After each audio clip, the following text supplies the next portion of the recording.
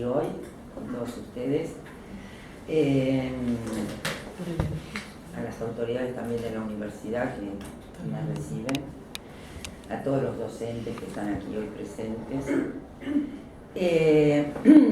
Como decía Rosita, yo tengo un libro publicado que en este momento está agotado, que se va a reeditar seguramente el año que viene, corregido y aumentado, que se llama Problemas de Aprendizaje y Psicoanálisis.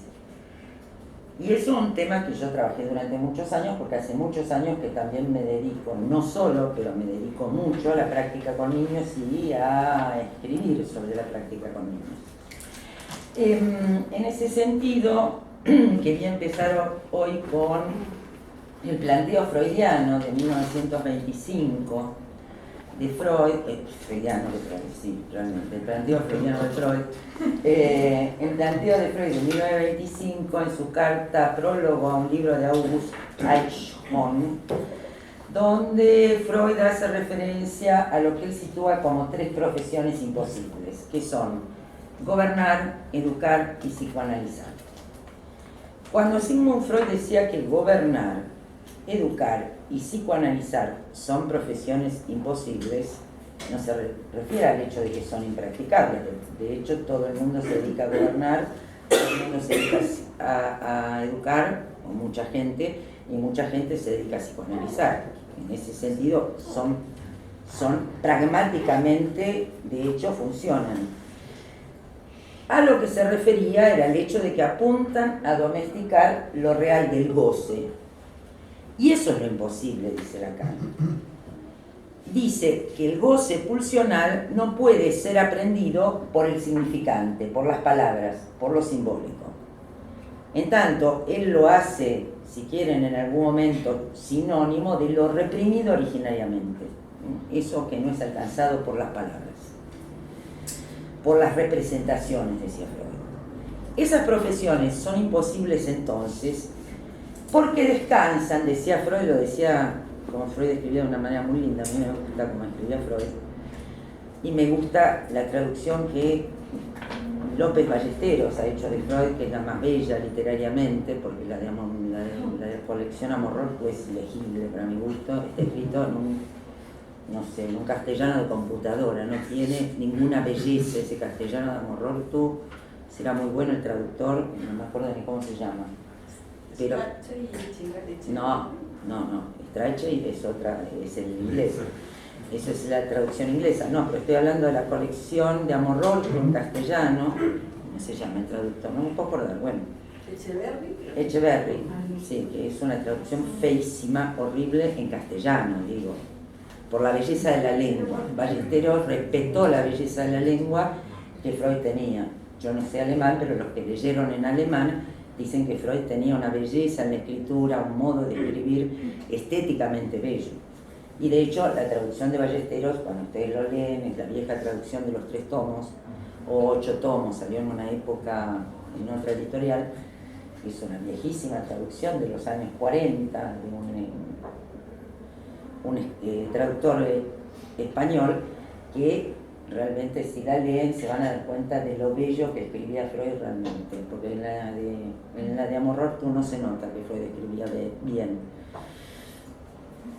Entonces, para Freud, esas profesiones son imposibles porque descansan sobre los poderes que un hombre puede ejercer sobre otro. ¿Y por qué? Merced a la palabra y a su poder sugestivo, al poder sugestivo de la palabra. Lo que nos obliga a tener en cuenta que esas profesiones encuentran el límite de su acción en el hecho de que al inconsciente del que habla mismo no se lo puede someter. Quiere decir que el que habla no sabe lo que dice, empezando por el educador, cuando pide algo. Porque lo que nos demuestra el psicoanálisis es que lo que nos somete a cada uno de los hablantes seres, ¿sí?, incluidos los educadores, es el inconsciente mismo.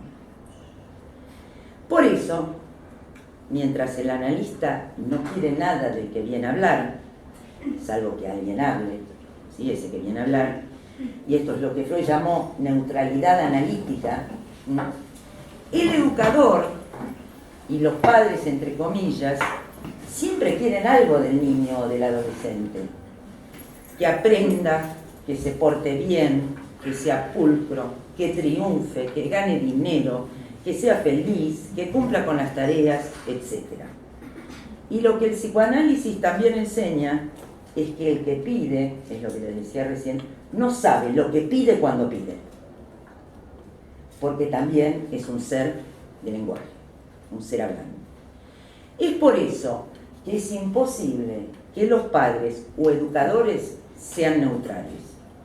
Nunca podrían serlo, como si lo es el analista, que no quiere nada del que viene a hablar, salvo que hable, es lo único que pide. Y esto porque por ser sujetos del inconsciente ellos mismos, no saben lo que dicen cuando hablan, ya que el malentendido es inherente al lenguaje. Están guiados por este discurso del amo o discurso del inconsciente, dice Lacan. No me interesa si los conocen o no estos discursos, pero son 2 de los 4 discursos formalizados por Lacan en su enseñanza en el seminario 17, y simplemente se los puse para que vean que son uno al revés del otro. Lo que acá está arriba, acá está abajo y dado vuelta. ¿Se da cuenta? Da vuelta, da vuelta, da vuelta y termina en esto. ¿Sí? Un giro y otro giro y terminamos acá. El revés del psicoanálisis es el amo, dice Lacan. Era simplemente para que vieran esa topología. El revés de la trama, digamos. La trama del inconsciente tiene su revés, que es el discurso analítico. De hecho, el seminario en el que Lacan habla de los 4 discursos se llama El revés del psicoanálisis. Así se llama ese seminario. Entonces,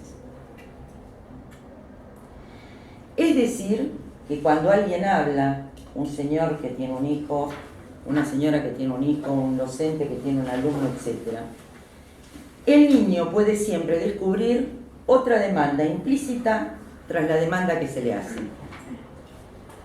El problema, entonces, para el niño o el adolescente o el que es conminado a responder, es que al intentar responder a esa demanda por miedo a la pérdida del amor del otro, el sujeto se hace objeto de esa demanda. Porque no hay que olvidar que el resorte principal de la educación, tanto familiar como escolar, es el amor. Por algo se dice que la maestra es la segunda madre, no sé si acá se decía, en la Argentina ese es un refrán que se usa. El maestro, o la maestra, porque antes eran todas mujeres, es la segunda madre. Ahora que hay maestros, no sé qué dirán, es el segundo padre, no sé qué dirán. No sé, pero era un dicho de hace unos años. No hay que olvidar entonces que el resorte de la educación es el amor, es decir, la demanda de amor del niño a los padres y educadores. Para conquistar ese amor, entonces, el niño se aliena a esa demanda proponiéndole al gran otro, al que pone él en el lugar del gran otro, una imagen amable de sí. El proceso educativo descansa entonces sobre esta relación imaginaria, narcisista y alienante. Desde el punto de vista del psicoanálisis, sería necesario entonces que el educador se abstuviera de apoyarse en el registro imaginario, que es el de la sugestión.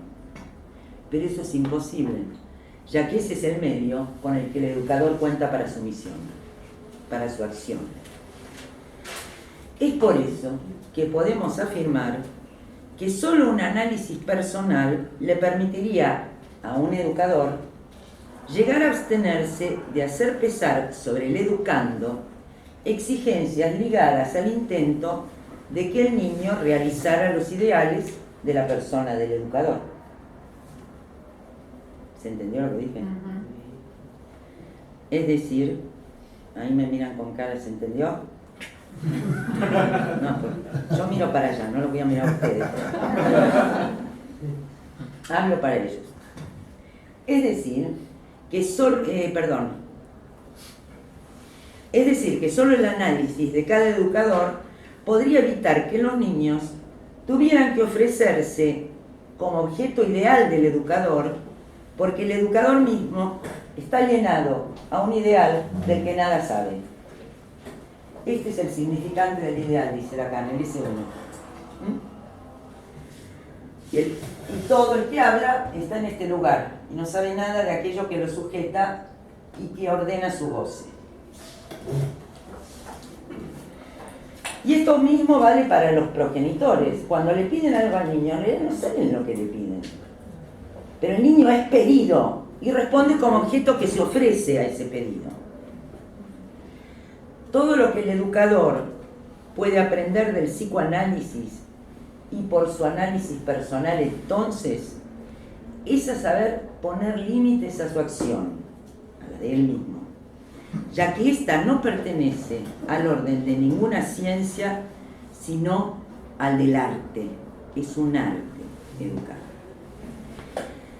Vemos que también en este punto se alinean las tres profesiones imposibles de las que hablaba Freud, ya que, tal como nos lo enseña Lacan después de Freud, tanto gobernar como educar como psicoanalizar forman parte del arte y no de ciencia alguna. El psicoanálisis no es una ciencia, es un arte. En realidad Lacan era más modesto, decía es un artesanado. Hablaba del psicoanalista como el artesano. Seminario 23, al final de su enseñanza. En este mismo texto de 1925 de Freud, donde se refiere a las tres profesiones imposibles, Freud dice, cito textual: la obra educativa no debe ser confundida con los modos de acción del psicoanálisis, ni puede ser reemplazada por ellos. O sea, está diciendo, la educación es necesaria. Un psicoanálisis no puede hacer lo que hace la educación. Son dos cosas diferentes, dice Freud. El proceso educativo requiere entonces que el educador ocupe el lugar del amo, ese. De modo que el educado se someta a sus exigencias, por dependencia del amor de este o del amor de este, y también con el fin de que por haber tomado ciertos rasgos del educador, ¿se acuerdan que antes también se decía? El maestro es un ejemplo, una pavada de ejemplo, más vale que no lo tomen de ejemplo. No saben escribir ni siquiera sin faltas de ortografía, con lo cual el ejemplo es pésimo. Pero es eso, el educador está en el lugar del ejemplo, al que hay que imitar. Eso quiere decir, se propone como objeto de identificación, como lugar de la identificación. Entonces, el educado dice, les decía que Freud, que de lo que se trata, que cuando Freud dice esto, se trata de que el educador está en el lugar del amo, en términos de Lacan, en el lugar del ideal, en términos de Freud, y se espera que el niño, el educando, se someta a las exigencias del educador, responda a sus exigencias, ¿sí? Y también se trata de que por haber tomado ciertos rasgos del educador, el propio ideal del educando reciba su influencia. O sea, se espera que se identifique al educador. Imagínense cómo debería ser un educador para que la educación funcionara. Esto quiere decir que la educación por estructura no puede ser de otra manera, porque está fundada sobre este discurso que funda esto. Dice, o sea, la educación por estructura promueve la alienación con el significante amo y con aquel que ocupa su lugar. El problema es creérsela. Porque yo puedo hacer semblante de estar en el lugar del amo, sabiendo que no soy amo de nada. Que no es lo mismo que estar en el lugar de amo creyendo que soy amo de todo. ¿Se entiende la diferencia? Por eso Freud decía, si se analizara, o yo decía, si un educador se analizara y supiera que él es tan esclavo del amo como cualquiera, y no se la creyera, sería diferente la educación. Entonces, de manera que la educación opera por su gestión, ¿sí?, los efectos que producen en el otro, modelando el ideal a partir del aporte de rasgos identificatorios, los S1 de la identificación.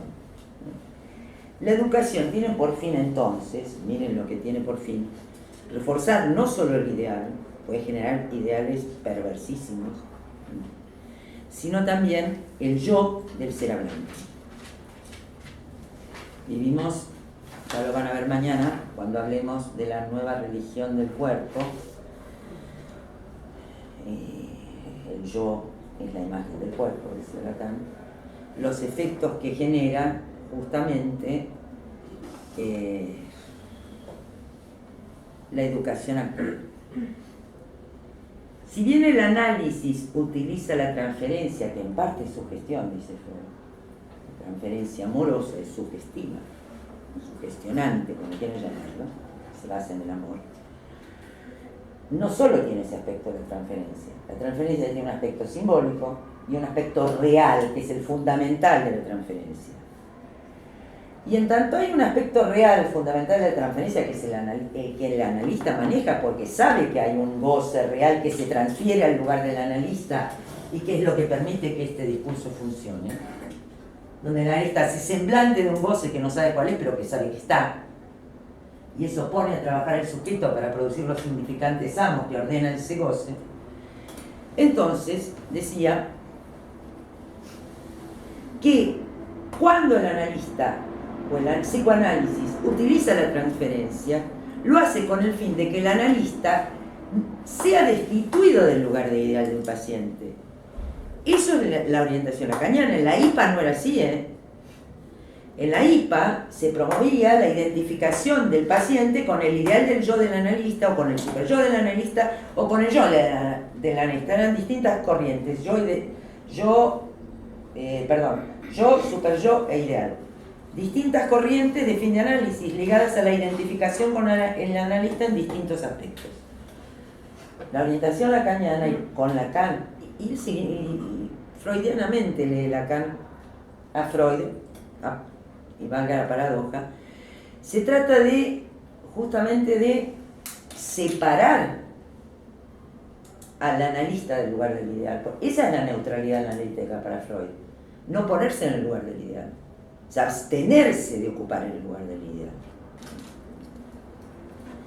Entonces, Freud decía que solo renunciando al poder que le confiere la transferencia, el analista puede cumplir su misión hasta el final. Tenía clarísimo. En cambio, la labor del educador consiste en contribuir a la formación del ideal. Es estructural, no hay otra manera. Se han hecho un montón de intentos de hacer educaciones más, ¿cómo decir?, menos represivas, más libres, que los niños sean libres. Y lo que no se tiene en cuenta es que los niños no son libres del lenguaje, y que la gente habla, y que decir palabras alrededor de los niños, aunque no sea sobre ellos, tiene efecto sobre los cuerpos de los niños. Y eso es estructural también. La labor del educador, entonces, la pedagogía, tiene esa función, contribuir a la formación del ideal, porque el ideal tiene una función ordenadora, normalizante e indispensable. Justamente el problema de nuestra época es que el ideal se pulverizó. Eso quiere decir la época del otro que no existe, la época de la caída del nombre del padre, la época del imperio del objeto A, o sea, el ascenso al cenit del objeto A, que es lo mismo que decir el imperio del objeto A, etc. Quiere decir que esto se deshizo. Entonces desaparece el discurso. Y cuando no hay discurso que ordene, hay problemas. Vamos a ver que lo que va a decir Lacan al final de su enseñanza es que se puede encontrar un modo de ordenarse por la vía de este discurso analítico, que es tomando en cuenta el ascenso al cenit social del objeto A. Es ordenarse por un goce regulado por el dispositivo analítico, por un discurso, el discurso analítico. Y entonces, aunque el nombre del padre no haya funcionado de entrada, se puede inventar algo que lo supla. La suplencia del nombre del padre. Soluciones sintomáticas, dirá Lacan, no edípicas, que pueden hacer funcionar a un parlete, a un ser hablante, perfectamente bien a lo largo de toda su vida.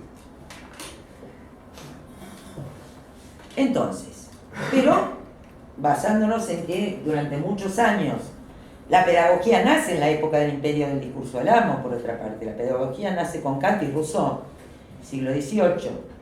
Entonces, siglo XVIII nace la pedagogía, el mismo siglo donde nace el concepto de niño. Hasta el siglo XVIII los niños no existían. A ver, dense cuenta que es muy moderno el concepto de educación, el concepto de niño. Y el de adolescente ni lo sabe, el de adolescente es el del siglo XX. A ver, no existía hasta el siglo XX lo que llama hoy la adolescencia. De hecho, para el psicoanálisis la adolescencia no existe. Es un significante de la sociología que utilizamos porque hablamos la lengua del otro, pero no porque exista algo que sea la adolescencia. Entonces, Freud decía, perdón, esto ya se lo leí, a lo que quería llegar entonces es a esto que Freud decía de entrada. El análisis no puede ser el sustituto de la educación, ni viceversa, ya que uno es el revés de la otra. En tanto la educación se sitúa del lado del narcisismo, de lo imaginario, del ideal, del simbólico, de la ilusión, o sea, del lado del semblante, ¿sí?, del discurso del amo, el psicoanálisis se sitúa del lado de la realización del saber en el síntoma. ¿Cómo se realiza el saber en el síntoma, en el modo de gozar? Es decir, del lado del discurso analítico. Es por ello que jamás podrá preconizarse una pedagogía analítica, porque le decía, durante mucho tiempo había tendencias que trataban de llevar a cabo una educación basada en una pedagogía psicoanalítica, y Freud decía es inútil, no lo intente porque es imposible. O sea, ya en la época de Freud. Entonces, lo que el psicoanálisis pone en evidencia desde muy temprano es que el instinto está perdido para el que habla. Y por eso que hoy hablábamos con Gastón y Rosa de esto, por eso que los animales que tienen instinto son mucho menos locos que los seres hablantes que no tienen instinto. Es por tener que pasar por el desfiladero del significante con el malentendido radical que éste introduce, que el ser se aliena en el lenguaje. Pero lo que el lenguaje inscribe en el viviente es una inadecuación radical entre las palabras y las cosas, entre los hombres y las mujeres, entre uno y otro. Eso se escribe en el psicoanálisis S de atachada. Quiere decir que falta un significante para decir todo. No se puede decirlo todo.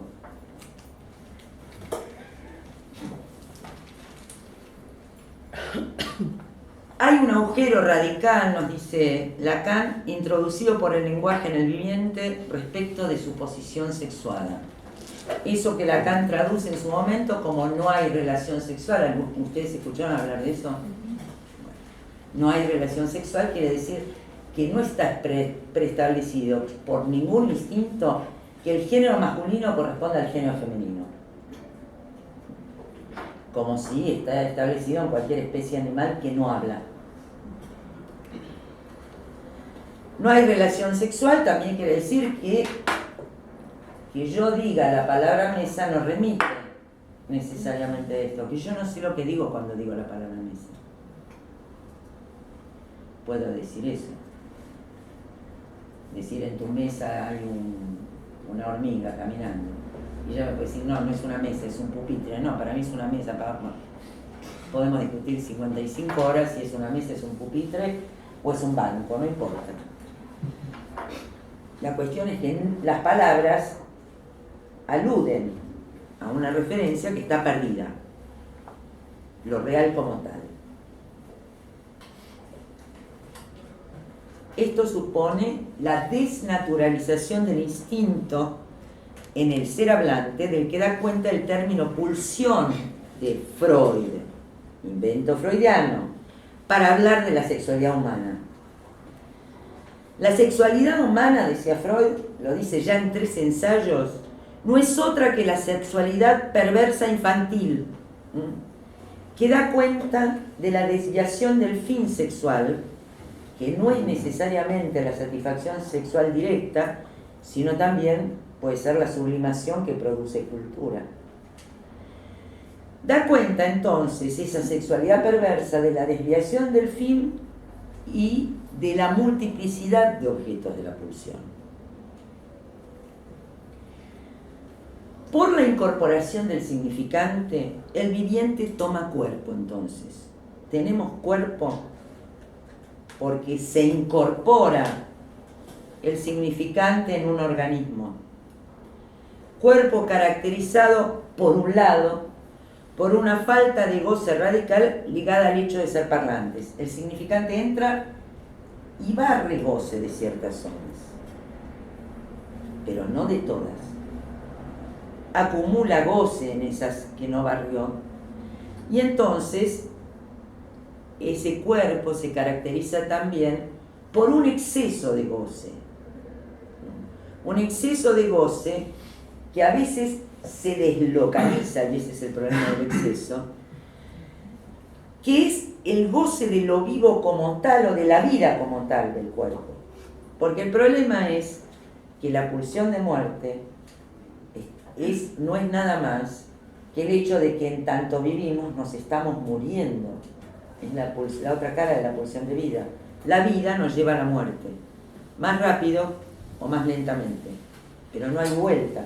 En tanto vivimos vamos a morir. Eso es la pulsión de muerte. Entonces lo vivo introduce la pulsión de muerte.